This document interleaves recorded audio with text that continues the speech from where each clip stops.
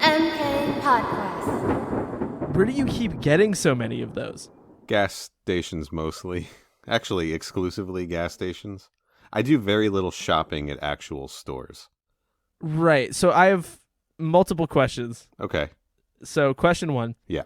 If you, because I imagine you can't like buy these in like a crate or a box. No. I'm assuming you have to go to the fridge at the back. Yeah. And then you get like 5 of them and you just cradle them like a baby and you walk to the counter or whatever. Sometimes. So I'm usually picking them up 2 for $4, just kind of 2 at a time. So question one is, in any case, do you get any like weird like side eyes like, how's this man buying so many fucking energy drinks? What the hell is he doing? No, because first of all, I'm not like, I think the most I've ever bought at one time is 4. That's a lot. But any given day, not even just day, any given Sunday, I'll drink you under the table of 0 sugar Coca-Cola Energy Cherry Blast, baby boy. Any hour of the day that I walk into a gas station to do some caffeine shopping, or you know, grab a donut or a Slim Jim. I don't really do Bruh, that. Gas station donuts? What are you doing? All right, so okay, our gas station, or like a pirate would do. Sorry, please continue.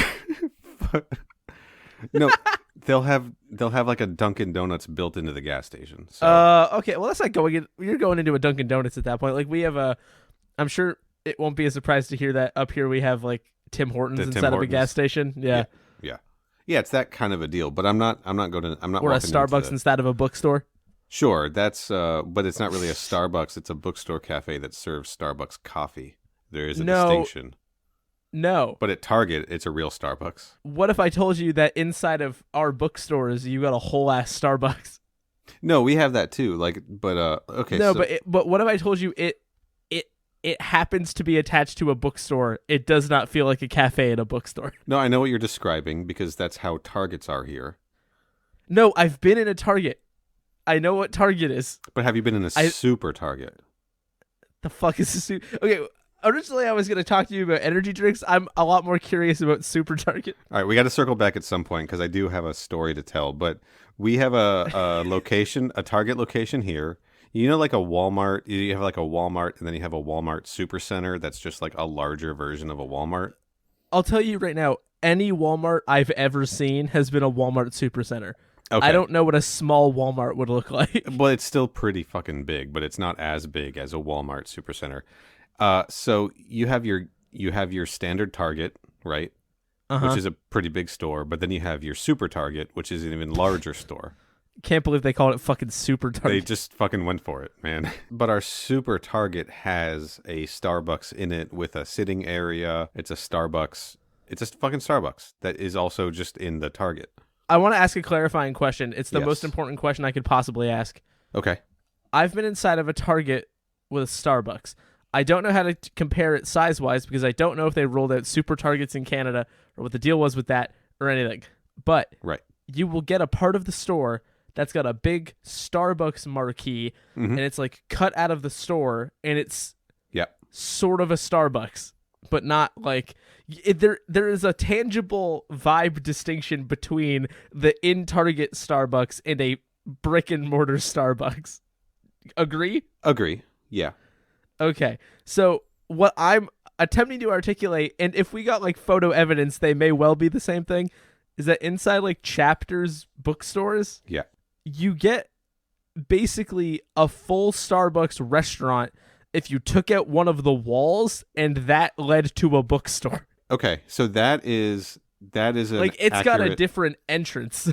So a separate door is a big thing, and I do believe that at the Super Target or maybe just at one of the other newer Targets in the area, there is a separate entrance that leads you right into the Starbucks, but it is still missing a wall that then enters into the rest of Target, right? Right. So I think we're saying the same thing. But there is at Barnes & Noble, for instance, in my area, there's a Barnes & Noble cafe, right? And it's a large area in the Barnes & Noble with lots of tables, bigger than many a Starbucks that I've been inside. I don't go inside Starbucks very often. Are you too good for it? No, I'm just not good enough for it because I'm buying my caffeine at gas stations, as we've already established. But so I can't believe this. I'm losing my mind. Not to cut in. So I Googled Chapters Starbucks. Yeah. The first 2 Google image results are in the city that I live in. Holy the shit. first one is the one across the street from my house. Wow. So I'm going to show you the facade of the exact chapters I am describing.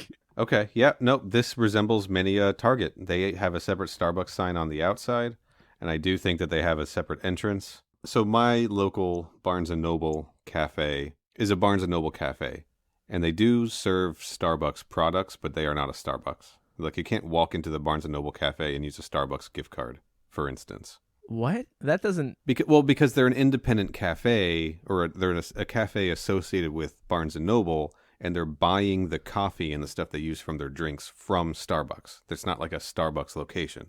It's a weird distinction that doesn't make any fucking sense to me. It's like, are they just going to the store and getting like the Starbucks bags of coffee off the shelf from like Publix or whatever?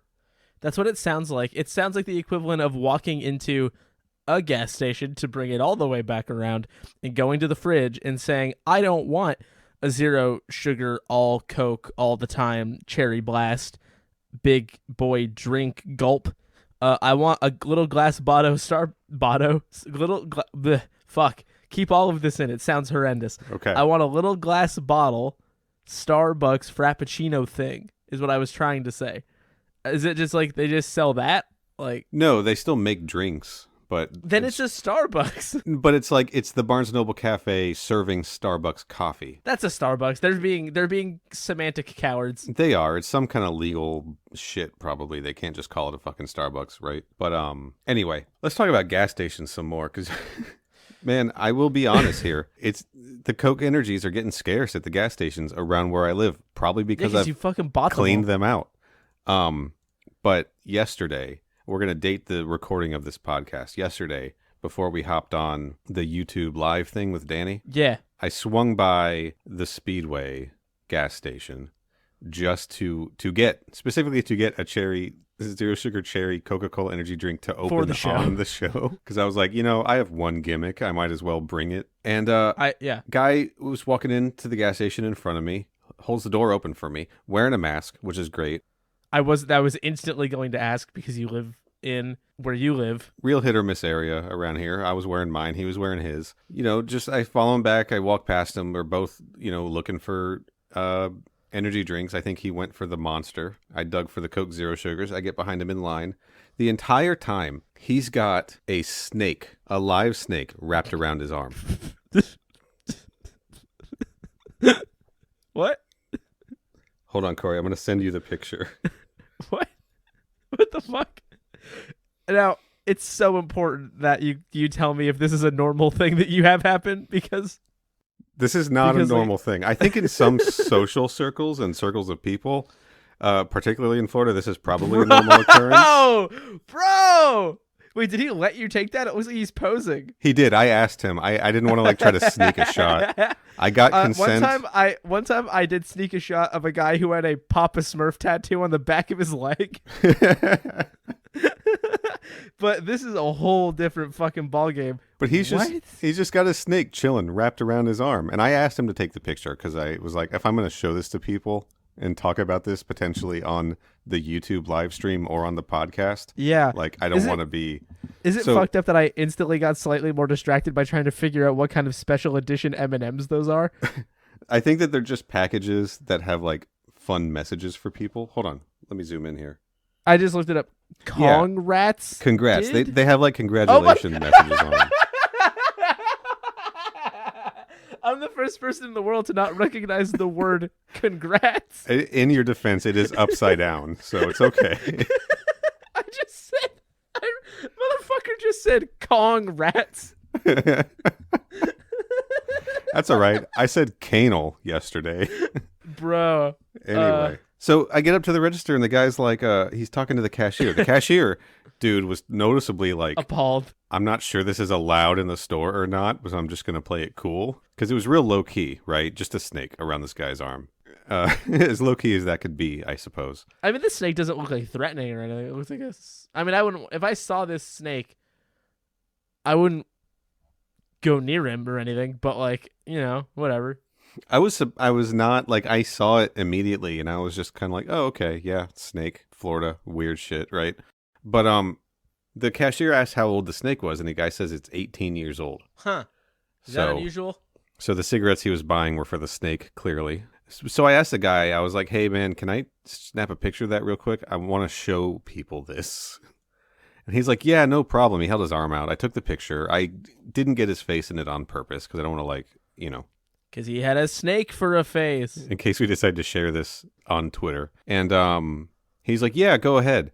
He was at the beach all day today, so he got a lot of attention and pictures there, too. Sorry? The guy took his pet snake to the beach.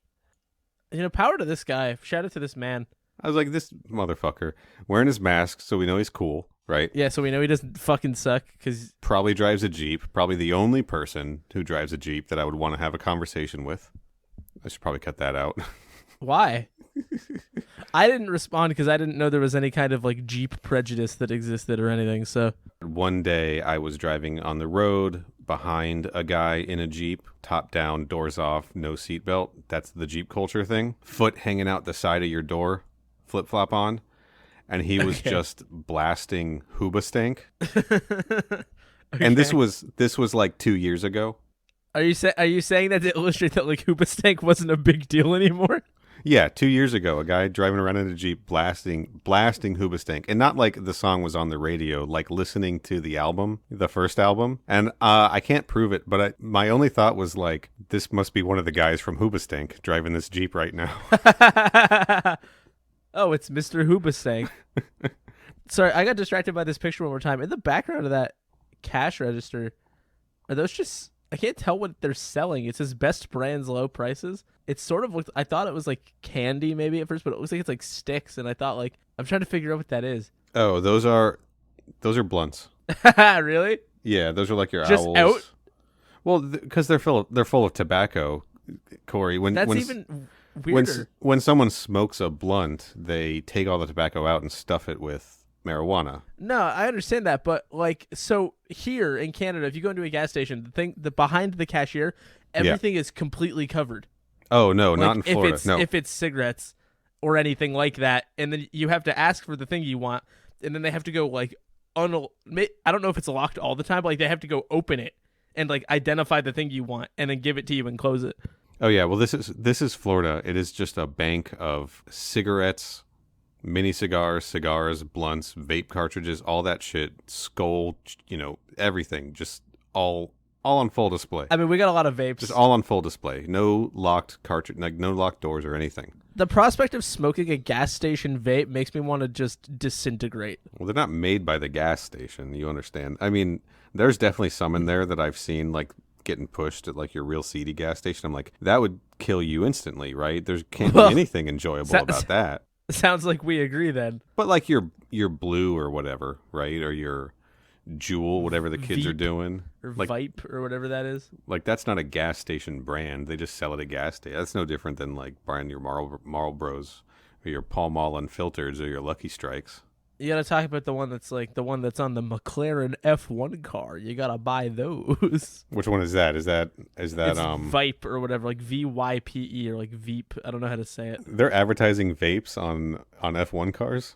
Hell, well, dude, yeah. Think about how many F1 cars are just sponsored by tobacco companies. Of course, they're sponsoring vapes. All I know is that there's a Red Bull car. I don't know anything else. Ferrari has to do illicit Marlboro marketing because it is illegal now by the FIA to have tobacco-based sponsorship on your car. So they create shell companies that they can put on as sponsors that subliminally make people think about the fact that it's Marlboro. Wow, that's fucked up. That's like a known thing that they're doing. How could you in good conscience support this sport, Corey? Because I'm not the problem. Okay, that's fine. I didn't really want to. No, I know, but also that's my legitimate answer. Anyway, you want to talk Should about we talk Mortal Kombat? about the movie? Yeah. Okay. Yeah. So I think we got to do a little bit of a Corey corner to recap. We talked for the last movie up until Sonya kills Kano, and we're gonna pick up this episode with the Johnny Cage Scorpion fight and go from there. Do you have a little just a short Corey corner segment for us? Welcome to the Corey Corner. So Johnny Cage is going for a walk in Central Park, and a bunch of other people have been fighting like in a sanctioned tournament kind of way. Yep. And Scorpion just sort of decides, feeling like an ambush. So there's an ambush of just Johnny Cage for no clear reason. And they fight in the woods, and it's all these uniform trees, and it looks really cool, and they fall into hell or something, and then they fight some more on like something that kind of looks like a big pirate ship set again. Yeah. Because the whole movie kind of looks like that for some reason. And from there, Johnny wins and Scorpion explodes, and it's all very cool and good. And Liu Kang has to fight Katana, but she doesn't want to, so she just gives him hints like verbally. And Shang Tsung is like, "Hey, stop giving him hints, please." About like how to defeat the ultimate evil. Anyway, I don't know, man. Fuck, they're all gonna go fucking fight Goro. Yeah.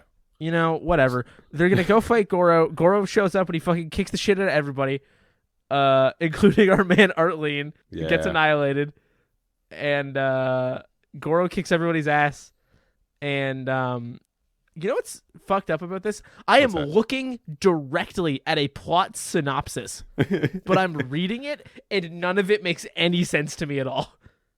You want to tag me in here? Sure. I'm sorry. I genuinely can't articulate. They go fucking fight Shang Tsung and Goro. Like, yeah, I don't know. That's why I said a short Corey corner, because it's Johnny Cage fights Scorpion, Liu Kang fights Sub-Zero, Goro fucks a bunch of people up, Johnny Cage beats Goro, Shang Tsung takes Sonya into Outworld, Liu Kang and Johnny Cage go after her, Liu Kang fights Reptile, then Liu Kang fights Shang Tsung and wins. And that's the end of the movie. They return to the Temple of the Order of the Light while one of the songs from the Hackers soundtrack plays. Is it actually from Hackers? It's also on the Hackers soundtrack. It's not exclusive. It's a licensed from song? Hackers. It is. All of these are licensed songs. It's news to me. Well, not all of them. I shouldn't say that. All right. So, since I already pulled you over into the Neil Nook, do you want to stay here? Do you want to stay here? Yes. Welcome to the Neil Nook. It's Gucci. All right. We talked about some of our principal actors last week. I'm going to touch on a few more people here. It's going to go kind of quick. Talisa Soto plays Kitana, Princess Kitana in this. She will also be in Mortal Kombat Annihilation. She's cool. She was in License to Kill, one of the James Bond movies, one of the Timothy Dalton ones. She was Vampirella in the Vampirella movie. That's kind of cool. And she was in Ballistic X vs. Sever. The fuck does that mean? It's a movie. Oh, okay. And also... every single cultural touchstone that you just listed means absolutely nothing to me. That's all right. It's incredible. This may have been the start of the Mortal Kombat casting hot people because they're hot thing. Not that she's not a great actor, but she was also a Vogue, Glamour, and Mademoiselle cover model and in a Sports Illustrated swimsuit issue. So they kicked the trend off with Talisa Soto. First lady of Mortal Kombat, there I said it. All right. Is that weird? Is it weird to go back to talking about hot people? Because we didn't do that for like 1 week before. We didn't do it because it was animated. Let's be honest with ourselves. Everybody in this movie's hot. Speaking of hot, Trevor Goddard, since passed away. Rest in peace, Trevor Goddard. He played Kano. He is a British actor who used to just do Australian accents in auditions and trick people into thinking he was Australian. Like that was his bit that he did? That was his bit. He was doing that on purpose? Like just as a funny joke? It worked. He led the producers of Mortal Kombat to believe he was actually Australian. They loved his performance so much, he's the reason that Kano is canonically Australian now instead of being Japanese-American like he was originally conceived. Oh my God. Yeah, that they made it like Trevor Goddard made that canon. They liked it so much. He's got a lot of acting credits, of course. We're going to hit a couple of our hits. He was on Baywatch. Yeah? Was he Australian? He was on an episode of Renegade, which Kathleen Kinmont, who played Dion in Mortal Kombat Conquest, was also on Renegade. It's so good that you reminded me who that was, because I was not going to remember who played Dion. I just wasn't. No worries. So, shouts out to that. He also did 3 episodes of Silk Stalkings, and he was a different character in each episode. In 1992's episode Powder Burn, he played someone named Steiner. In 1994's Silk Stalkings episode Whore Wars. They could just call TV that? Apparently they could in 1994. He played Oscar LeMay. And in 1998, on Silk Stockings, the episode Behind the Music, he played a man named Blade Johnson. Wow. Hey, I love the name Blade Johnson. Sounds like a Mortal Kombat character. It's extremely good and funny. Juxtaposition of insane name and normal name is always really good. B. Yes. I like that this dude was just like, every couple of years I want to go do an episode of Silk Stockings. I know, right? So good for him. Anytime someone fell through, they're like, get Trevor on the phone. Somebody called Trev. Remember, he's on Australia time. Sorry. What? He's on Australia time. Yeah, he is. Hilarious. We've got Chris Casamassa back as Scorpion. I mean, back for us. He's Scorpion in Mortal Kombat Conquest. We've talked about him. If you want to hear more about Chris Casamassa, we talk about him a lot in our First Mythologies episode. So go back in the archives. Yeah, there's a lot of places you can do that. Our Sub-Zero in this movie is played by Francois Petit, world-class martial artist. He apparently, according to the IMDb trivia, he was the highest-ranked martial artist who worked on this film. He doesn't have a ton of acting or stunt credits. He seemed like he was mostly just like a competitive martial artist. But he was Kari Hiroyuki Tagawa's martial arts trainer on this movie, in addition to playing Sub-Zero. So that's pretty cool.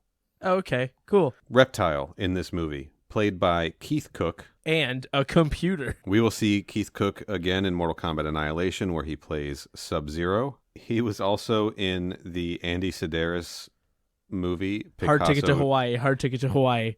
Picasso Trigger, which is the follow-up to Hard Ticket to Hawaii. That movie got a direct sequel? It got a series of them, dude. There's like 11 movies. Off! But involving the same people? Yeah. With what? All of them. I swear we've talked about this before. I mean, yeah, they all have... No, because I could do it on the podcast now. I didn't fucking know that. Yeah, Donna Spears in a lot of them, and Hope Marie Carlton. But, like, are they Donna directly... Are they related, though? Yes, they're the ladies of Lethal, and then they keep growing it from there. You got your Guns, you got your Dallas Connection, you got your... Dallas Connection. Yeah, even Dallas Connection, they worked into the canon. So it's not like an anthology. It's just, okay. Good. It's a series of movies that are all sequels or related to each other. Yeah. Good. All right. Good. Good. All right, let's talk about our man, Art Lean. He is played by Kenneth Edwards, also a professional martial artist, chief instructor and founder of the Shan Tung Kung Fu Association in Pasadena, California. He was on an episode of In the Heat of the Night and 21 Jump Street. 21 Drunk Neil Street. All right, not yet. And Mortal Kombat was his last acting credit. Oh, wow. What a way to go out, though. I got Frank Welker here because Frank Welker is the uncredited voice of Reptile and Shao Kahn. Frank Welker's just a legendary voice actor. He Megatron in the Transformers series, all of them, even the movies. A lot of voices in Animaniacs. Famously, Fred Jones from Scooby-Doo.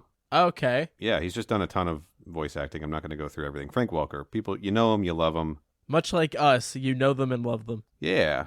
Ed Boon is in this movie as the voice of Scorpion. The energy of this episode's all weird. Well, it's one of our weekday recordings. They always end up this way. Ed Boon's in the movie, is the voice of Scorpion. Classic. Kevin Michael Richardson. We need to talk about this guy. He is the voice of Goro. This was one of his earlier roles. He's also a voice actor. He reprises the character of Goro in the Mortal Kombat Legends Scorpion's Revenge movie. He also does voices on like American Dad, Family Guy, Young Justice, Superman the Animated Series, Batman Beyond. I could read every single thing on this Star Wars shit, everything else. But here's the main thing I want to focus on is that in addition to being Goro in this movie, voicing Goro in this movie and in Scorpion's Revenge, he also voices Ermac, Cabal, and a Black Dragon thug in Mortal Kombat Defenders of the Realm. Oh, good. We'll see him again. Yeah. We got one more person to mention. Now, we have a different guy playing Sub-Zero in the movie. It's not our boy J.J. Perry, but our boy J.J. Perry was, in fact, here. He was Lyndon Ashby's stunt double, uncredited stunt double. He was brought in to be Lyndon Ashby's stunt double in some of the fight scenes, but apparently Lyndon Ashby actually did a lot of his stunts himself also. So it was just, I think, like some super dangerous shit. They brought J.J. Perry in, but that's how he got involved in the Mortal Kombat thing. We'll see him again next week as Scorpion in Annihilation, and of course we've seen him all over Conquest. Infinite times. Yes. Now, we may not have talked about these things at the time when we got to episode 3. I do just want to quickly point out that he did stunts on one episode of VIP. I'm almost certain we must have mentioned that. Or were we not on the VIP train quite yet at that point? Were we on the Pacific Blue train? We may not have been on the VIP train at that time. He did stunts on one episode of VIP, and he also did stunts on Ballistic X versus Sever. Okay. Good to see you again, JJ Perry. We love you. Come on the show. Yeah, honestly, fuck. So that is it for the Neil Nook. I think we've talked about pretty much everybody at this point. And if we forgot to talk about anybody, we'll pick it up later on the mythologies. All right. Yeah, we got time. You want to just get right into this? Now that we're in the woods. 34 minutes into recording or something? For the approval of the Podquest Society, Neil, I present to you the tale of having a shitty walk in the woods. Picture this. You're Johnny Cage, right? Right. You're a guy, you're rich, you're an actor, you do cool kicks on camera, you beat the shit out of nerds. You're in the most uniform forest ever created by man or God, and you're just trying to get some vitamin D. And then out of nowhere, a fire-breathing ninja throws a snake out of his hand. Ooh, big and spooky. Yeah. And then you have to fight the Snake Man. This is like the first big fight of the movie, right? Johnny Cage versus Scorpion. It's pretty sweet. It's a little disjointed, right? Yeah, it kind of feels like two distinct sequences that they thought were cool ideas that they were like, well, let's just do both. Well, a little bit of behind-the-scenes trivia. The fight was supposed to end after Scorpion misses with his snake spear a couple times and Johnny Cage shadow kicks him. Right. That was supposed to be the end of the fight. He defeats Scorpion with a shadow kick. But they showed this movie to test audiences early, and they were like, yeah, this movie's cool. We wish there were more fights. So the second half of this fight, the majority of this fight, honestly, the actual fighting part, right, not the single jump kick part, was a reshoot that was entirely choreographed by Robin Show. Oh, no shit. Yeah. Well, it's sick as fuck, so, like, good for him. We'll get to it again. The reptile scene is similar.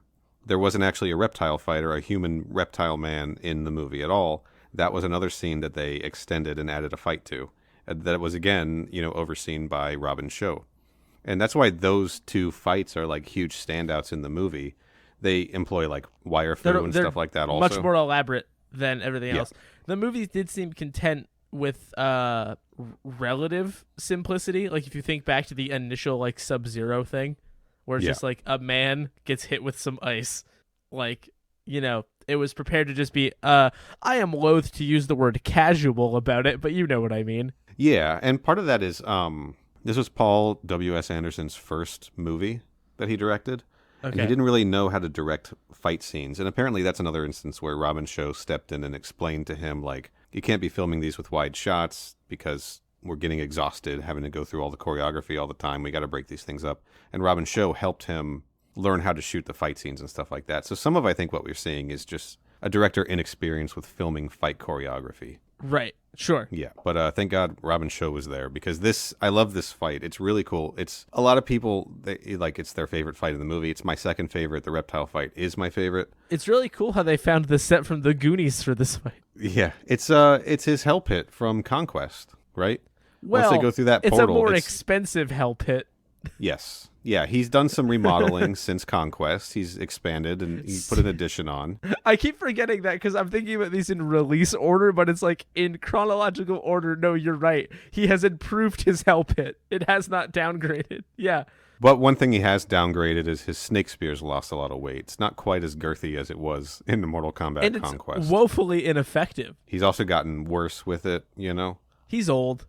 He's aged. He had his head smashed by Sub-Zero in Journey Begins. Dude keeps getting his fucking head smashed. He can't see too well.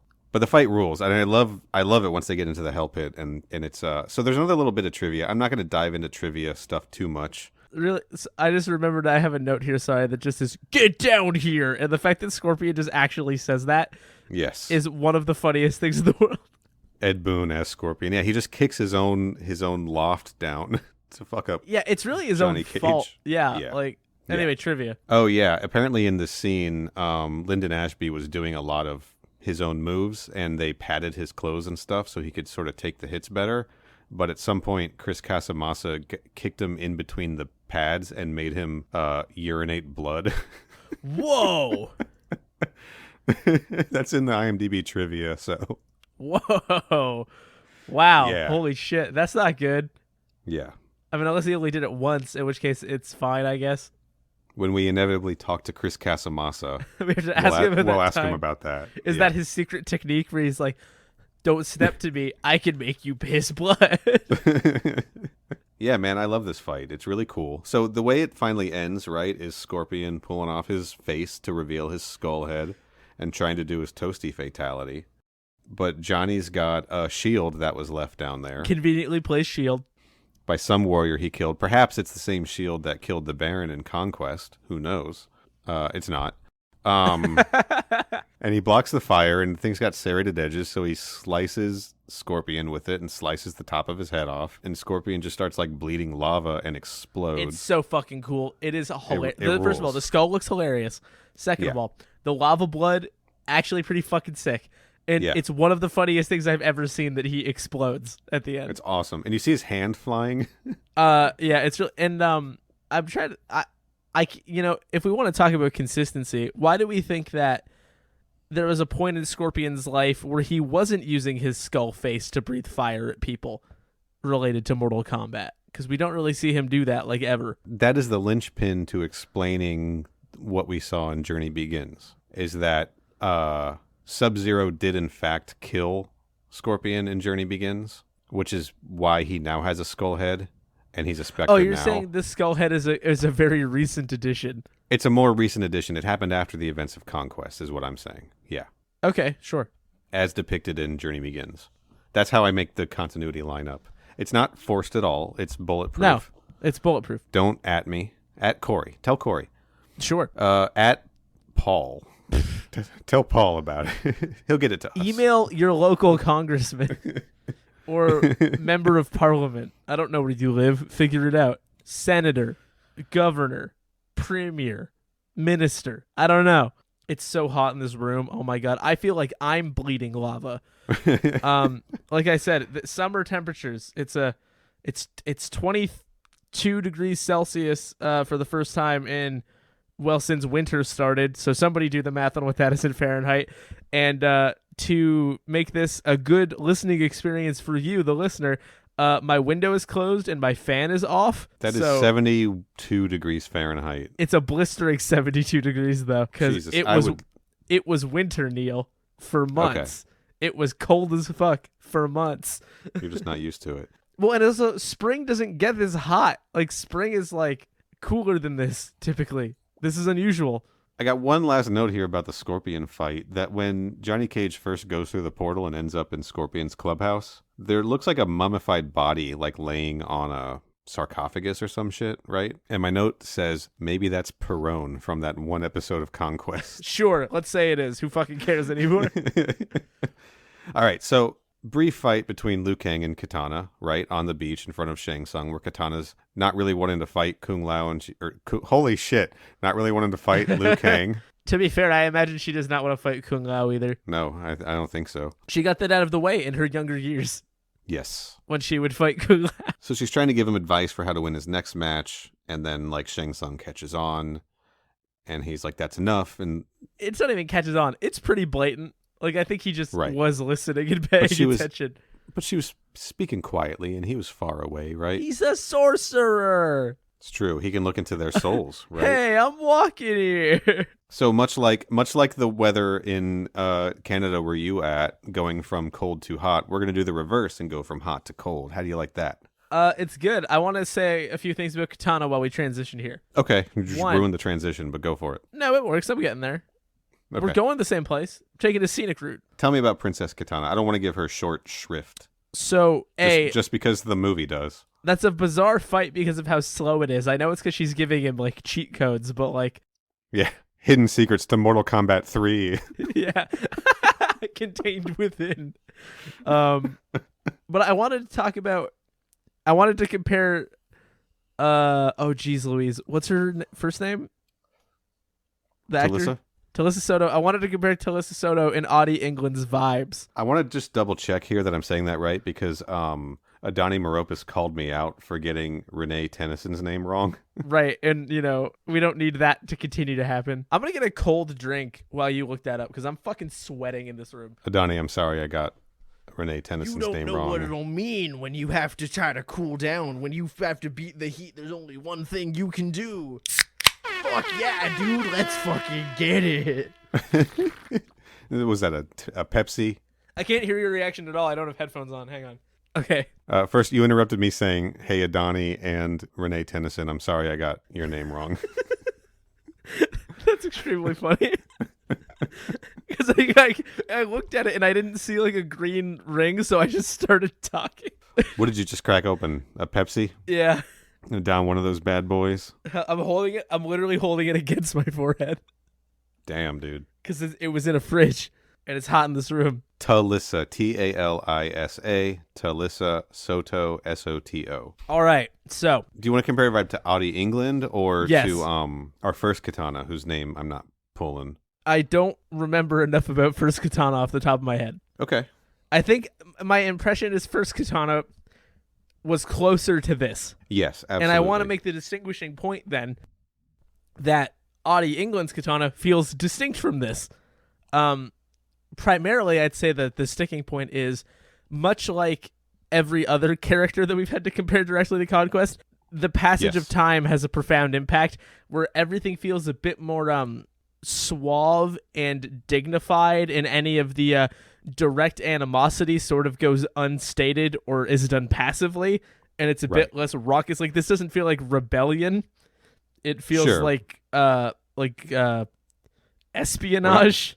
We're not in the swinging 1500s anymore. Right, we're in the grunge age now. Talissa Soto is bringing a sort of dignity to like the more regal and established aspect of the character, whereas I feel like Audie England's Katana was, a bit more raucous and a bit more like deep in the shit and like getting hands on and like doing stuff. And I feel like it's been fun. Not that I'm generalizing somewhat, but no, I'm with you. Because I find it interesting that like every character that we've seen previously feels like that has been like the logical conclusion of the passage of time, and I find that consistency that you can draw like pretty thorough lines in a similar way across all of them.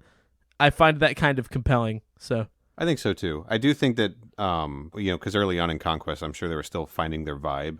So when they had Dara Tomanovic as Princess Katana, it was very similar to they're like, here, watch Talissa Soto's scenes from Mortal Kombat 1 and do this, right? Right. And then when they brought Audie England in, they were just kind of like, your first episode, you're mostly going to be Melina anyway, so have fun with it, right? Yeah, they probably said, like, just do fucking whatever. Like, So, yeah, I think that, she's very good in this, and we're going to get to spend a bunch more time with her in Annihilation. If memory serves correctly, and I've never watched these movies with, like, a real hard, like, critical eye, she gets a lot more to do in the second movie, but she also gets kidnapped at one point.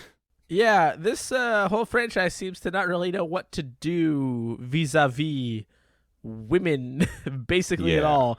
Because we have Sonya, who is like handily the second most compelling person on screen, period, in this entire movie. And she gets kidnapped and tied up and made completely moot for no reason. As like a weird bargaining chip. Yeah. Which is just sort of what movies did back then. And then in the second movie, of course, she's also going to get a shit ton more to do and actually get like some character development. It's, the script isn't there in that second movie, nor is the production value or directing or quality, just generally speaking. Yeah. Or the consistency in costuming from scene to scene. But the one thing you can say is they give Sonya Blade more to do in the second movie, because we've seen her now. She got a third of a fight when the boys and Sonya were fighting. Sorry, Sonya and the boys were fighting all the red scarf dudes, and then she got to kill Kano, and that's kind of all she gets to do in this movie until she gets kidnapped. It kind of sucks. But we're not there yet. Let's talk about Liu Kang fucking up Sub-Zero. It's pretty good. I had to make a correction. Oh. Something I said on Journey Begins. I said that Liu Kang does the run up the wall backflip in this fight, but he doesn't. Sub-Zero does it. Liu Kang does have some Kung Lao moves. He does. He did an off the wall jump kick. He does, and it's tight. Yeah, but that was not the run up the wall backflip off that I was referring to on our Journey Begins episode. I just want to give credit where credit's due to Francois Petit and Sub-Zero. My bad, guys. Oh, something else I think is great about this set, and it kind of comes up a lot, like when they're trudging through those like tunnels and whatever throughout the earlier part of the movie. Overall, just sort of generally, there is an aesthetic consistency in Conquest that is the obvious, conclusive through line of stuff that is set up here, but cheaper, and I love that. I love that you can tell it's like, well, we just have to do this, but it needs to be less expensive. Let's make it look like the movie as much as we can. Yeah, and I appreciate that. Like, it's got like the fucking spotlights that we see when Sub-Zero does his training later, and it's got like all that other shit. This Sub-Zero fight, dude, there's a weird thing at the beginning, which is Raiden walking in a hood, like he's in disguise, leaving the water buckets there and drinking some and then fucking off. Like, yeah, it's a really weird, a real Jeff setup. Meek move, kind of. It is. It's like it's a little mischievous Raiden setting things up. Like, I guess there's something to say there where he's like, no, I'm gonna get involved. But how did he know to take water in there and leave it unless he had talked to Kitana? Or Kitana had talked to him. Like, we're missing a scene there, right? I mean, I don't think we have to see it on screen. Like, sure, they talked, whatever. They know each other. They go way back. They do go way back. Yeah, you're right. At least 10,000 years. I'm perfectly content to not be like shown that. But I really like this fight, and you can kind of tell before the reshoots, this was the big fight. Oh, 100%. Because if you take out that half of the Scorpion fight or that 2/3 of the Scorpion fight, this was the big one, right? It's got the special effects. It's Liu Kang versus. It looks spectacular. Sorry. It does. The choreography's great. The fighting's great. Weird that Sub-Zero just sort of plants himself in the middle of the room and starts like charging up a spirit bomb Goku style. And it's a lot slower than we've seen previously. It is, but it's a huge bubble of ice that's going out and just freezing everything in it. So his goal is to just have that eventually get to Liu Kang and he won't have anywhere to go, right? Like, right. Are the doors must be locked, I guess? I don't really know. Yeah, and then, I don't know, Liu Kang swings a bucket of water at him, it turns into an icicle, stabs Sub-Zero, and Sub-Zero freezes dead. Yeah, when you describe it verbally, it really lacks the gravitas of how the actual scene works, but that's essentially what happens. It's badass, but to be honest, that's what happens. Anybody listening to this podcast has seen the scene. We do not need to describe it in excruciating detail. We get it. We know that this is cool. You guys are in on the bit, you know? It rules. It's a very cool fight. I loved it as a kid. I still love it. But here's so I was thinking about like, how is Sub-Zero still alive? We saw him 500 years ago. And then I thought, oh, well, no shit. Like, human beings are a lot like chicken nuggets in that if you keep them frozen, they'll stay good for a long time, right?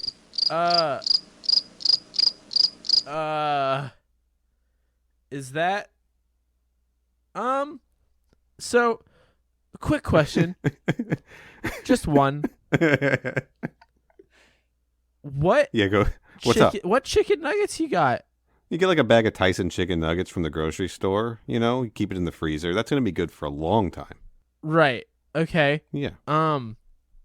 Sub-Zero is a walking freezer, so he's just keeping himself preserved, I think, is what's keeping him fresh.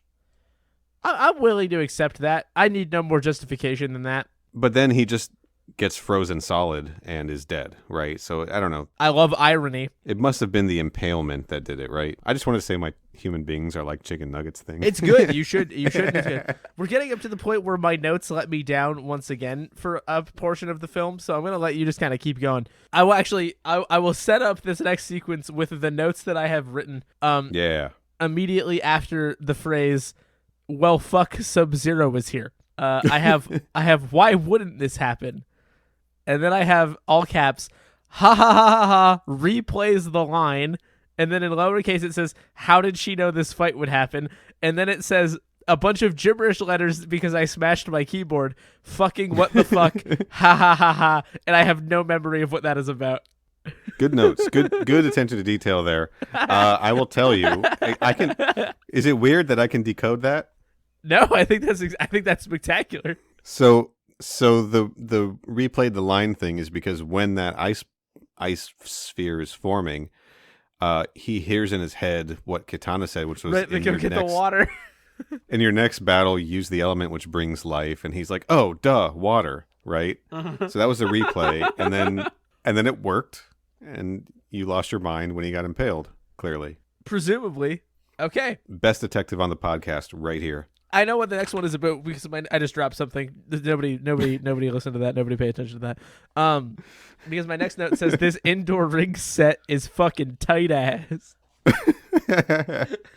Yeah, that's because Goro's here, baby. Goro vamping to the crowd like he's on WWE. He's cutting promos all over people. Time to bring in the big guns, right? All 4 of them. Thick guns. Thick Goro's thick guns. This is it. It's Goro time. Goro's just laying out motherfuckers over and over time, again. Baby.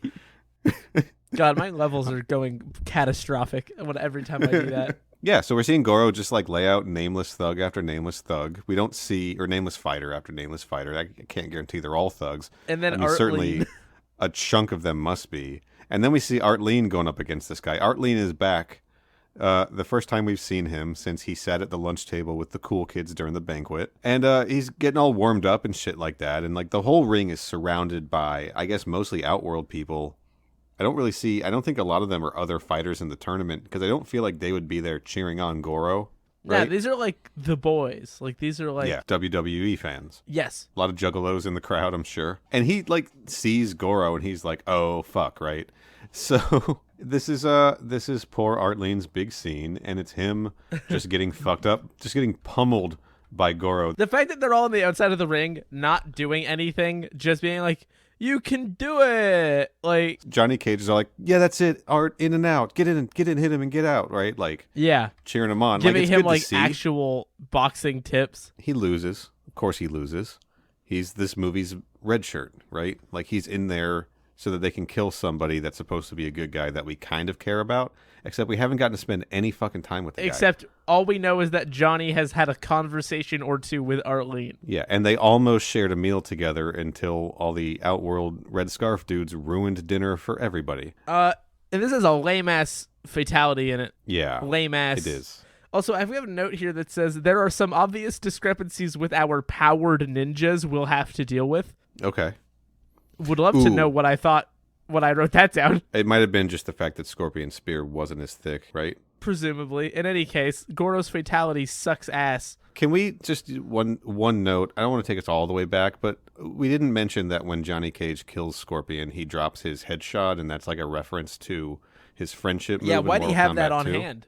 Why do we think he had that on hand? They're playing fast and loose with the friendship rules in the same way they play fast and loose with the flawless victory declarations in this movie and in Mortal Kombat Conquest. Which we'll get to momentarily. Yes, we will. That's what reminded me of it. Because Shang Tsung fucking lies right to my goddamn face. Artleen gets killed by Goro. I do think that the Goro puppet work in this fight is particularly cool. Yeah, they really believed in this this animatronic puppets on that they just put on this guy's shoulders. Like it worked really well because you see him lifting Art up after and then using the other arms to like pound on him and shit like that. It's really effective because it's practical, you know. And I'm a little worried about CGI Goro in the new movie, but we'll talk about that a different time. And then he kills Art. He lifts his dead body up with his upper arms and raises it over his head, and all the people are cheering.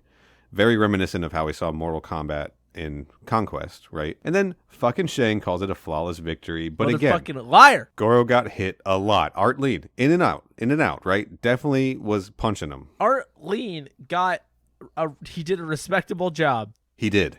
And then fucking Shang Tsung takes Art's soul and says fatality. And really quick, I want to say, the soul going directly into his eye, pretty fucking sick. And this, for some reason, is the catalyst that gets Johnny Cage like invested in this Johnny shit, Cage right? Suddenly gets two things. Suddenly he is supposed to have an actual meaningful relationship with Sonya Blade, which he does not. And he is supposed to have been best friends with Artleen, which he was not. Yeah. After this fight, Sonya and the boys are talking to Raiden in the statue garden. And Sonya's like, "Hey, how are we supposed to fuck up Goro's shit? He's got 4 arms." Dude, this fucking rules. This is so Conquest, it hurts. Yeah. The fact that Raiden just shows up and just like verbally dismantles everybody, just breaks down their like fears and their shortcomings and what's holding them back from being like their best selves. He does that shit directly on Conquest multiple times. And we see a lot of mirroring of that with obviously mostly his conversations with Liu Kang, but he also leaves without explaining anything to Liu Kang, which is extremely funny. And extremely Jeff Meek energy. But he does say stuff like despair is the most dangerous fear of all, which we saw on the TV show, and B, dude was definitely feeling some despair at the end of Conquest. I imagine this is coming from personal experience as well. I think so. So here's the stuff he points out to our Earthrealm heroes, right? He's like, hey, Johnny. He's like, y'all got to face your fears if you're going to defeat Goro. Hey, Johnny, you're a clown. Johnny, you're afraid that you're a fake. Sonya, you're afraid to ask for help and trust people. And then he starts to walk off, and Liu Kang's like, what about me? And he's like a little sassy. Oh, you, right? It's so good. It's real Jeff Meek energy in that. Yeah. And it's weird seeing that suddenly come from this Raiden for no particular reason, but whatever. For us on this journey, it's just like a little glimpse to a more innocent time, right? Right. And he's like, Liu Kang, you're afraid of your destiny, and you're guilty over your brother's death. And that's bad because clearly you haven't watched Mortal Kombat Conquest Episode 17, The Master, where it's explained that Shang Tsung can peer into your soul and prey on your fears. Correct. And Liu Kang's like, no, I haven't watched that show. And then what does Shang Tsung do? He peers into his soul and preys directly on his fears by shapeshifting into his brother Chang. And Liu, now in this next scene, Liu Kang's having more visions of Chan dying as he's trying to meditate on the beach. So like this shit's in his head. Which is very Kung Lao. He's thinking about Jen. It's basically the same thing. Everybody should just watch Conquest. If Liu Kang had watched Mortal Kombat Conquest, he would have known what he was getting into with all of this. Right. So now we got that scene where Johnny's talking to Sonya and he's doing the whole like, I'm going to face Goro because I can't let what happened to my best friend Art happen to you, the woman I love. And she's like, oh yeah, we have this relationship for sure. She's like, what the fuck are you even talking about? Like her reaction is really like, what? Yeah, she's sort of like, what the fuck? Fuck you. But now we got Johnny talking to Shang Tsung, and Shang Tsung's like, yeah, you're very foolish. A sign of a true hero. So, yeah, you can fight Goro now if you want, even though it's not your turn. But in exchange, I get to challenge the winner or another of my choosing at a place I decide as a final battle. And Johnny's like, okay, bet. And Raiden's like, whoa, hold on. Stop. Everybody stop. We've had this discussion before. I won't let you. And he's like, fuck you, Dad. I'll do whatever you want. Hold on, Johnny. Clearly you haven't seen Mortal Kombat Conquest Episode 3, Cold Reality, where Kung Lao wanted to hold on to the portal crystal, and I wanted him to give it to me, and he refused, and then that crystal almost fell in the hands of Shang Tsung. You gotta protect the egg. Clearly you didn't watch Mortal Kombat The Journey Begins and see Goro get that big egg. Johnny with just the huge brain of, yeah, I believe I could do this. Johnny does get weirdly protective, and then Shang Tsung is like, I don't really care how tournament structures work. This is all that matters now. Deal's a deal, right? And then Raiden's like, what the fuck was that all about, Johnny? And Johnny's like, hey man, this is Mortal Kombat, right? This is our tournament. Which, to be clear, is a conclusion that Kung Lao and the crew also came to at one point. And Raiden's like, oh, good, he's finally starting to learn. They're finally starting to learn. And I'm still unclear on what they were starting to learn, because this was a fuck up and a mistake. But who cares? Now it's time for Goro v Johnny, Dawn of Justice. Right. And I got issues with this fight. Go on. What did you think? I don't want to... Of the Goro and Johnny fight? Yeah. Like I said, big brain on Jonathan. I think it's just kind of dumb. It's bullshit. I like that it's like a Jungle Run ass looking set, which makes me laugh. Like he's like just like running through these tunnels and these vines, and then obviously Goro cinematic parallels hanging off of a cliff like his brother Duroc in The Journey Begins. Totally, right? Absolutely a reference to that. That's probably the reason they wrote the Duroc thing. It's like 100%. Goro's getting his just desserts finally, right? He's about to get Looney Tuned off a fucking cliff by Johnny Cage after he smashes his $500 sunglasses, asshole. You're telling me Johnny brought all that luggage in one shirt and one pair of sunglasses? Yeah, I call shenanigans for sure on that. It's a cool scene. It's funny. We get to see Johnny do the split nut punch from Bloodsport. That's always a cool thing to see. Or from Mortal Kombat. I like to remind people it originated in Bloodsport. We learned that Goro has nards, much like the Wolfman. Right, from the hit film Monster Squad. That's all fun and good, and it's a cool idea that he's like, oh, I can't beat this guy in a straight up fight. I'm gonna outsmart him with my gigantic brain. Yeah, I'm gonna tap into my inner Roadrunner. It does seem stupid though that John Cage was like, I need to go to prove to everybody that I do all my own stunts, so I'm gonna go outsmart a behemoth. Right. Here's where I got issues. Hit me. Kung Lao fought this motherfucker for almost a week. And Johnny Cage comes in and tricks him, pranks him into falling off a cliff. Punks him. In 5 minutes. Very upsetting. Well, Goro's old. He's slowed down. It's been 500 years. He's already like 1,000. I don't think it means the same amount when you're a Shokan. You're probably right, but I need to justify it somehow. And that's all I got.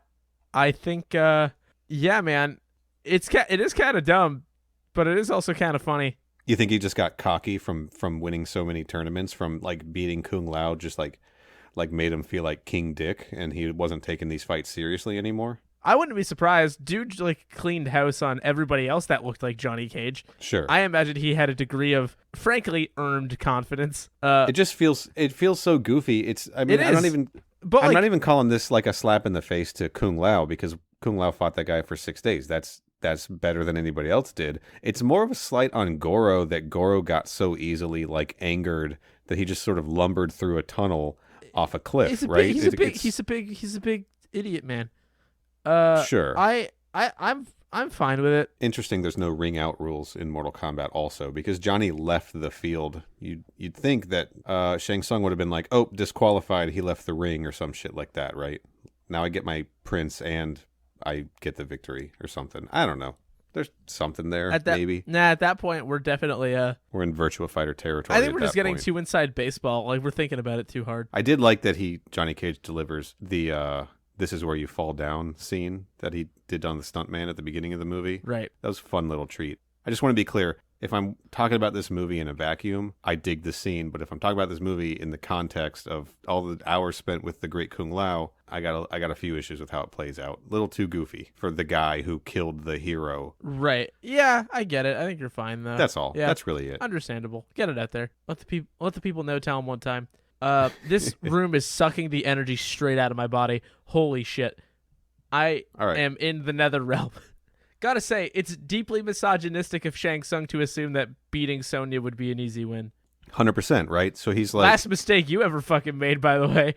But also just dumb as shit. Like, Sonya is shown to be, like, profoundly ass-kicking competent through the entire movie. But it's just like, oh, you're a girl. Right. You're dumb. And it's like, shut up.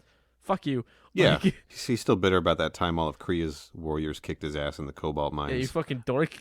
Yeah, so he's like, okay, now that you won, I get to exercise my right to choose, and I choose Sonya, and I choose to fight her in Outworld. Which for some reason he is allowed to do. Because he said he gets the right to choose to fight the winner or somebody else. Like, that was his deal. It's insane that deal was ever accepted. Like, it's just so stupid. Like, the stipulation doesn't make any sense here. It's like, so I'm going to make you fight Goro, and then I get to do whatever I want after. Yeah, but Johnny Cage accepted. And he's a fucking dipshit. But he's a fucking doo-doo man. He's the doo-doo man. There's a little detail that Shang Tsung... You all right? Keep going. The room is fucking you up, dude. It's the fucking doo-doo shit, man. All right. Oh, my God. Oh, boy. Keep going. But there's one rule that he forgot to mention, which is that Sony would have to accept the challenge. So he can't just like outright fight her and win Mortal Kombat. Like Sony has to be like, yeah, okay, let's do it. But he takes her in Outworld. And she gets a whole new outfit. She gets her hair fucking blown out and teased by somebody. She gets some classic Zhu Zhen fashion. Yeah, basically. A a leather dress, and and a blowout. Looks like Friends.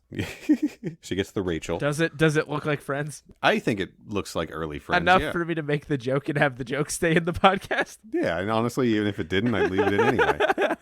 Fair enough. That's kind of what we do. Yeah, and Raiden's like, okay, you guys have to go to Outworld to get Sonya. I can't go in there with you, but have at it, boys.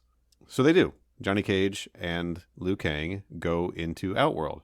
And we get to see some Outworld B-roll footage that they took from this movie and cropped to 4:3 to get our boys out of the shot, and then just used it in Conquest. But most importantly, we get to see this fucking fight with Reptile, which absolutely fucking rules. I don't know how to make this work with what we saw of Reptile in Conquest. No, I'm going to say that right now. And I'm not going to try too hard to do it. Wait, I have it. Okay. So you've heard of Zatera? Heard of it? Sure, yeah. Yep. So there's a lot of realms in Mortal Kombat, right? Uh-huh, yeah. And obviously, they were once in Earthrealm before dinosaurs left, right? Okay. That's something we can all agree on. So you have Zatera, and you have Zatura with a 2 in it. Okay. And they evolved a little bit differently there. And that's what this is. He's Zaturin. There's a 2. Okay. With a 2 in it. Fuck it, sure. And that's why it's a little bit different. Sounds like this movie has a reptile dysfunction. This was another scene that originally started with Liu Kang grabbing the cloaked reptile lizard version and throwing him into that statue where he just sort of gets entombed and dies. That's how it's presented in the original script. That's how it's presented in the novel, the novelization of the movie also. But they added a reptile fight in this. So once he got thrown into the statue, they then had that statue morph into human reptile for a real fucking kick-ass fight with Liu Kang. Highlight of the movie to me, honestly. As a kid, this was the scene that I thought about leaving the theater. The fight's fucking wild. The fact that, even just from, Reptile's appearance, his initial appearance, and then, the fact that it fucking says Reptile that was good. Is so fucking funny. Let's see if I can do it again. Reptile. It's so funny that the movie just does it. Let's let the people know who the fuck this is, right? If you don't know, now you know. It's Reptile. Also, it's a nice nod to Reptile as a hidden character in the first game where he's cloaked and watching things. That's the canon version, and then if you do things a certain way, you get to face him as a secret fight, and he absolutely fucks your shit up. Right. I've never beat him, and I've only accessed him with cheat codes, so I'm trash at Mortal Kombat. There, I said it on a Mortal Kombat podcast. Oh my god, what a weight. What a weight lifted off my shoulders. The green lighting is also good. The colored lighting throughout the movie is good. I like the environmental fighting.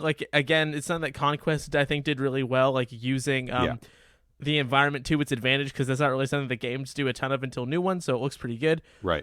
The point of view shots on getting kneed in the face, exquisite. Yes. It's a beautiful fight scene. Brutal as hell. We get to see Liu Kang bicycle kick. That's the first sort of impractical special move we've seen any of our heroes do, right? Johnny's shadow kick was really just a big jump kick, but this bicycle kick is a physics defying well, you guys know what it is. Yeah. It defies the laws of physics. You've seen it. You know Mortal Kombat. You heard about this. I like that in the scene, Reptile's clearly whooping ass for a while, but Liu Kang, holding his own, turns the tables, and you actually get to see Reptile get, exhausted as the fight goes on and he starts losing. They kind of draw that out a little bit to the point where he's, almost dizzied at one point. Also, it's really quick. It's basically the same costume as the TV show. Yeah. It's the shiny version. And the face mask thing. And the face has the teeth on it and everything. And then Liu Kang bicycle kicks him through a wall, and he lands and he smashes into statue mode. And the lizard dude's still in the chest of the statue, and there's bugs everywhere. Which is hilarious. Dude fucking turns straight to maggots. I think, because we've seen him eat bowls of maggots in Conquest, I think he just threw up. Come on, just let me have that. Jesus. Well, literally what I was about to say was funny, but I was going to lean into it. I was going to let you have it and then tear it down right at the end. But no, I'll allow it. What were you going to tear down? Now I want to hear it. No, I didn't have a tear down. I was just going to say, no. Okay. Gotcha. But I'm gonna, I'm gonna let it stay in. And then Liu Kang stomps on him until he dies. Yeah. Then Katana shows up, right? And right on time. I think Raiden said something like, if you look hard enough, you'll find a guide in Outworld. And then they didn't have to look at all. Katana just showed up to be their guide in Outworld. Katana arrived because she went home to where she lives in Outworld. So here's a fucked up thing. As she's leading them to the Black Tower where Sonya is, she talks about how Outworld used to be a beautiful place and it was her realm. She doesn't mention Edenia at all, right? Nah, there is a... Yeah, she does say something weird. I wonder if we're going to land on the same line here. Oh, okay. Yeah, she says that her father was the rightful ruler of Outworld until the Emperor entered the realm, killed her parents, and became the ruler, and that somehow this was all engineered by Shang Tsung. Yeah, the thing I picked that I wrote down is, quote, Shang Tsung engineered its destruction. Right. Which is, A, very specific, and B, wildly inconsistent with previous information. If we want to talk pretty strictly about the show. I think that what we're going to have to brush this off as early canon or like a mild retcon or something that they do, because I do think they go into that stuff a little bit more detail in Annihilation. We're just going to have to wait until we get through that one to see how this stuff actually adds up, because this could just be a case of her giving them the short version, right? Because we do see clearly in Annihilation that when Shao Kahn and Outworld conquer realms, they absorb them in, because we've got Outworld shit popping up all over the place in Earthrealm. So, maybe there's something there. Maybe, I don't know, man. We're just going to have to We have to see. live with it. Why does everybody keep belittling Sonya? Because it's Larry Kazanoff Mortal Kombat shit. I don't know, man. I just wanted to ask, because I had a note where I just asked again rhetorically, and now I can ask in a way that's not rhetorical. I don't have an answer. That's fine. It sucks. It's not great. It was the 90s, best I got. But yeah, so we're going to cut to the Black Tower, and we see all of these hooded people like walk into I guess the top floor, like in ceremonial robes, where Sonya is all tied up, similar to how she appears in the background of the Mortal Kombat 2 stage in the arena. Right. And in 9, they got people, whatever, you guys have seen it. And this podcast is going to devolve to, you guys know what we're talking about. Like, we just say that 16, 17 times in a row, and then we just fucking call it a day. Yeah. And Sonya's saying to Shang Tsung, she's like, I'm not going to fight you. My friends are going to come. And Shang Tsung is like, fuck your friends. My friends will come. And then Johnny Cage and Liu Kang are like, we're already here. And they take off their hoods and they snuck in with these guys. Which, again, was pretty sick. And Katana's there with them, too. And she stops the other guards from attacking him. She's like, I'm the princess. I'm the rightful heir to the Emperor's throne. I'm the princess. Stay where you are, guards. I really want to see the scene where, like, cartoon style, they sneak into the break room of the Black Tower. Found like extra outfits. No, I think they knock a bunch of dudes out and steal their robes, and there's just like 3 shadow priests like in a storage room somewhere in like heart-shaped boxers. 100%, yeah. That's what's going on in the background. Really sad they cut that scene. Hopefully they give this a Snyder cut and we get that scene restored. No. I don't even want to do the bit. Okay, well, I'm leaving it in. Joke's over, folks. Anyway, so then Shang Tsung's like, oh, fuck, you're all here. Okay, Sonya, you won't fight me. I challenge Johnny. And then Liu Kang's like, no, motherfucker, I'm Liu Kang, descendant of Kung Lao. And I challenge you to Mortal Kombat. Shang Tsung accepts, right? Yeah, he does. So, one thing we brushed over quickly, because it makes very little sense in the way it's actually given, like, displayed to us, is that Katana told Liu Kang that if he's going to win this fight, he has to face 3 challenges, right? Yeah, like... He has to, what are they? He has to face his enemy. Himself. Face himself. And his, like, fears or something. And then face his fears, right? So this was challenge 1, face his enemy, Shang Tsung. Which right? apparently all that meant was say yes. Yes. So it's fight time. Liu Kang takes his shirt off. Shang Tsung takes his coat off. Johnny compliments Sonya's dress. And this is the place they're fighting looks like where Shang fights the Grand Master in The Journey Begins. 100%. It's got the big dragon logo big on the ground. Circular pit. There's a a thing up top that you can go to. Truly, we are the only two people multi-staged. unhinged enough to make direct references to The Journey Begins all the time. What's been burned into our brains now. I do have a note here that Shang Tsung without sleeves just kind of feels right. Yeah, it's a very Conquest shirt. I had a note as well. And so they fight, just some cool hand-to-hand, nothing like super like stunning in this fight, you know, but good martial arts action that ends with Shang Tsung like getting popped in the nose or something, or in the mouth and bleeding a little bit. Yeah. I feel like that's our first bit of blood in this movie so far, right? And basically only. I can't think of much more than that. And so then he starts doing magic, right? So he summons these ancient warriors who like burst out of the ground that Liu Kang now has to fight. None of them are Zedek, the guy from the Cobalt Mines in the first episode of Conquest. This is very bizarre, this whole thing. Yeah, but it looks like, you know, ancient warrior archetype. It's the Noob Saibot fight is what it is. But right before that, when those statues come to life. When they burst out of basically totally. the same thing. These are imprisoned warrior souls that have now been returned to try to fuck up Liu Kang, but they can't. Everything ties back into the Rosetta Stone that is Mortal Kombat Conquest. Mostly the Noob Saibot episode. That thing that came out after the fact. Yes. And mostly the Noob Saibot episode. That's absolutely correct. Yeah. Liu Kang dispatches all of these posers, and meanwhile, Shang Tsung has gone up the stairs, and he's like, "I've looked into your soul. You will die." Right? They're just really hammering home the soul looking. He faces himself when he says to Shang Tsung, "You don't own my soul." That was challenge 2. Now that Liu Kang's tackled the first 2 super important challenges, he's ready to tackle the third, and he's face to face with Shang Tsung, or face to back with Shang Tsung, I guess. Shang Tsung's got his back. He's ass to ass with Shang Tsung. Okay. Like that Requiem for a Dream scene. I haven't seen that movie. Okay. I think I can pretty much assume what it means. Okay. I'm willing to bet I can assume what it means. And Neil, I don't know if you know this about me. I've been on the internet. All right. Well, that's a very talked about scene from that movie that gets parodied in things a lot. So. Like this, where they do the thing. Okay, that's enough of that.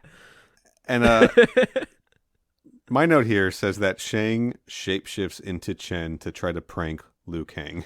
Yeah. And make him feel bad. And getting pranked, he does some real Kung Lao ass shit in the grand tradition of Mortal Kombat Conquest, which is get baited for something that very obviously is not what's happening. And just this. But it works. It's working for a minute. That's what I'm saying. Yes. Yeah. Like, that's what I'm saying. He's doing the Kung Lao thing where it's like something that should not work and is very obviously not what it appears to be. And he's like, oh, okay, he's here. I guess my dead brother's here. In this room that I was fighting Shang Tsung in, that guy who stole my brother's soul and can shapeshift. I guess my brother's here. He's here now in front of me, and he's making me feel guilty for not being there for him. Yeah, clearly this must be my real brother for real, and I will believe him and follow his words. This is intercut with scenes of the spikes rising out of the floor in the dragon logo pattern. Yeah. Which is rad as hell. But, you know, Liu Kang snaps out of it, potentially quicker than Kung Lao typically does. And he was like, no, wait. Every man is responsible for his own destiny. Chan chose his own path. Shang Tsung killed my brother. Yeah. He also has to not feel despair by getting tricked into feeling guilt based on a spooky ghost of his brother. And holy shit, Shang Tsung starts kicking Liu Kang's ass. Like, he's kicking his ass. He's got him down on the ground at one point. Like, Liu Kang can't even fucking get up, right? And here's the thing. They're on the edge of this, like, platform.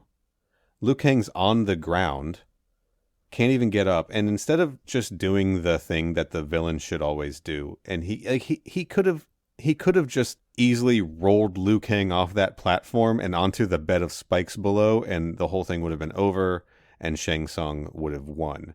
But instead, Shang Tsung's got to, like, rub it in. If you're not going to savor it, then, like, what are you even doing, you know? Sure, but you don't think he... Okay, I don't want to talk about this in too much detail, because every movie does this with a villain. But if I were Shang Tsung, I'd roll that motherfucker off onto the spikes and then just revel in watching him die, knowing that I'm about to now conquer fucking Earthrealm. You know what they say, though? Hindsight's 20/20. You know, Sure. It's easy for us to look at this and say, I think I know how I would want to conquer Earthrealm, but would it really feel as good to conquer Earthrealm without it being, as hands-on as possible? If you're not squeezing the soul out of his body with your bare hands, are you even really conquering Earthrealm? Right, but what Shang Tsung is doing is the current day equivalent of holding on to your GME stock even though the bubble has burst and it's not worth anything anymore. Right. Shang Tsung is treating souls like NFTs, which is to say, stupid and valueless. Yeah. Yeah, I said it. Fucking get at me. You're not gonna get any argument over here, man. By the way, we are offering the first episode of our podcast. Episode 0 is up for sale. Yeah, as an NFT. If you want that podcast as an NFT, the cost is walk into the ocean. Dude, this is our chance to get rich. Don't blow it. What if they become Ocean Master? They will never become Ocean Master, dude. Speaking of people that won't become Ocean Master, Shang Tsung, because he proceeds to Liu Kang gets a real fucking second wind scenario. Yeah. Liu Kang rallies without having to get horny about Jen in his head. And the kill blow, pretty sick. He starts beating Shang Tsung, hitting him hard. He's dizzied.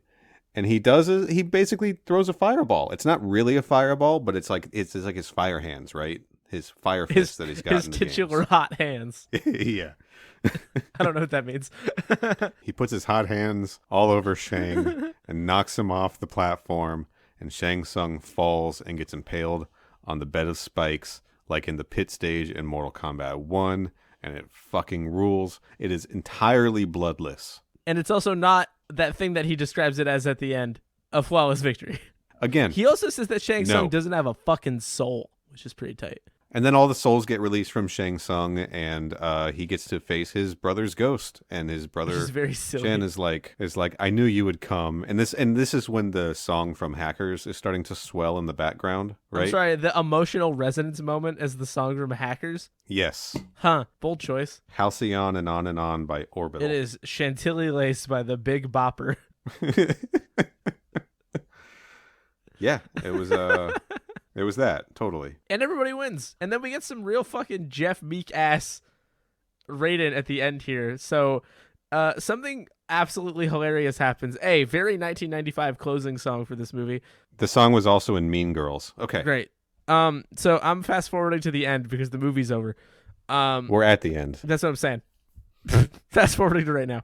So thank God everybody couples up because this is a movie.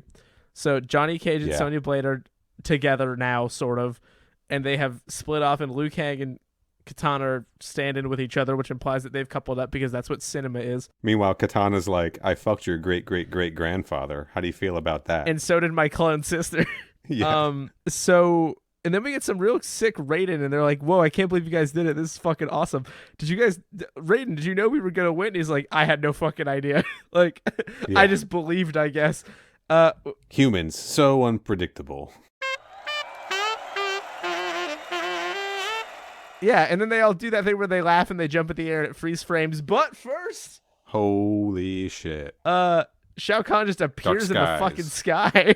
And he's like, I'm going to fucking beat your ass. You beat up my friend. Foolish mortals, I've come for your souls, right? Frank Welker again, doing Shao Kahn's voice. And that feels about as Shao Kahn as it gets. So I'm going to go ahead and just smack the consistency stamp on that one and call it a day. Sure, yeah. So far, that's pretty consistent with what we saw in Conquest. Gonna be a little different next week. Dude had some kind of a break. Yeah. Or next episode. Yeah. We'll have a lot to reckon with when we get to Mortal Kombat Annihilation. But that is it for Mortal Kombat 1995, the live-action movie that kicked off this whole journey. I know I got some issues. I brought up some issues with how it lines up with Conquest, my beloved Mortal Kombat Conquest. Overall, I love this movie. Yeah, it's fun. It's great. super fun. It's just a good fucking time, man. I don't know. It's easy to watch. If it ain't broke, it rules.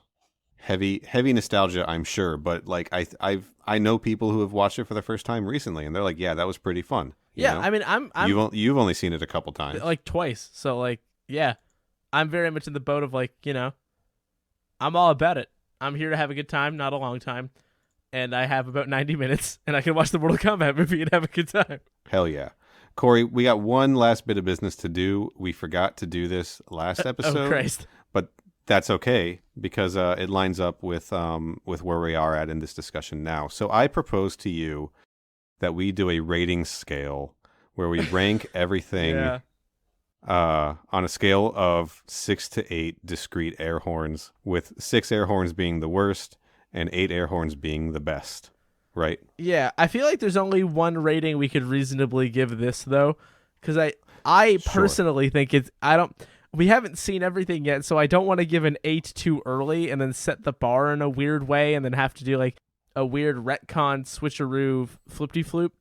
So I want to leave room for growth. So what I can do is give it 7 discrete air horns for now. 7 discrete air horns. And I'm also assuming half air horns are not a thing. Half air horns are not a thing. No, you know what? No, I think it's funnier if there's only 3 choices. I think it's very good. I'm going to give this movie 8 discrete air horns. I thought you would. I just think it's a gem. Absolutely. And I do too, but there's so much more to see and do. Sure, I understand. I'm already kind of well versed in this stuff. I've experienced it all already, so I am pulling for I have a broader perspective than you do, right? So I understand. You're walking into the unknown a little bit. I've seen Annihilation more than I've seen this, so in a way. Oh my God. Yeah. Well, somebody else must have grown up with stars. Retroactively, we're not going to go episode by episode. I may put a ranking together for fun of all the Conquest episodes. I'm not going to make you do that now.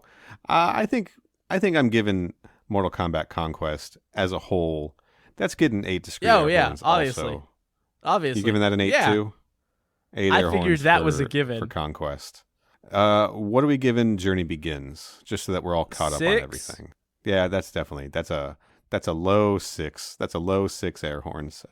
Yeah, 100%. So that's how we're going to leave this talk about the Mortal Kombat movie. Gotta say, it felt nice because this was similar to a lot of Conquest in terms of theme and look and everything. It really was a much better watch than fucking Journey Begins. Yeah, right? Journey Begins is garbage. Like, that is garbage children's entertainment, man. Journey Begins is bad. It's extremely low effort. Like, what the fuck? But, I guess it's time for us to... I've already done the... Time for us to Journey Begins. We've already done Walk to the Temple celebrating, like we just won Mortal Kombat. We did that for Conquest, which I think was the right move. How are we going to boogie out of here? Do you want to... Our souls could transcend? Yeah. Do you want to release our souls from Shang Tsung's body and transcend into the afterlife? I think that would be appropriate, yes. All right. Well, before we float away, what do you have to plug? The huge Twitter at Mr. Corey Price, Letterboxd at Mr. Corey Price. They made another one with our friend Liam. That's what it's called on all your podcast services. They made another on Twitter, TMAO on Letterboxd. It's about movies. And you can find me on Twitter at Final Neil. I have a retro gaming Instagram account at Final Neil Retro. Follow the podcast on Twitter and Instagram at MK Podquest. Subscribe in your podcast app. We're on all the services, I'm pretty sure. Give us good 5-star reviews. And subscribe to our YouTube channel because we want the custom URL. Next Issue Podcast is really outpacing us over there. And sure, they're talking about things much broader than our show is. But still, it kind of stings. I'm going to be real. We'll get there. That's just for Danny to hear. And we'll be back next week, I think, to talk about the sequel to this movie, 1997's Mortal Kombat Annihilation. I believe that is correct. Oh God, we can do this. That's gonna be a fucking ride. It's not that. We'll be fine. All right, we can do this.